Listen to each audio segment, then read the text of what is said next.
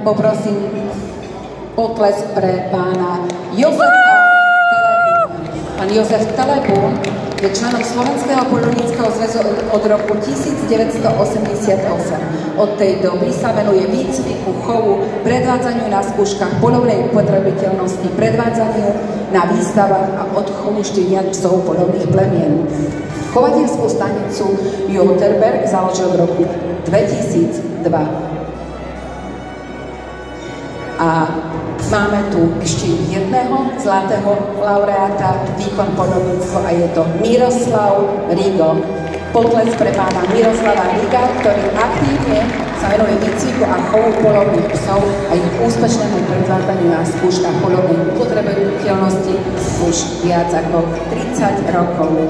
Dámy a páni, máme len dvoch zlatých laureátov v kategórii výkon a poľovníctvo a ja poprosím.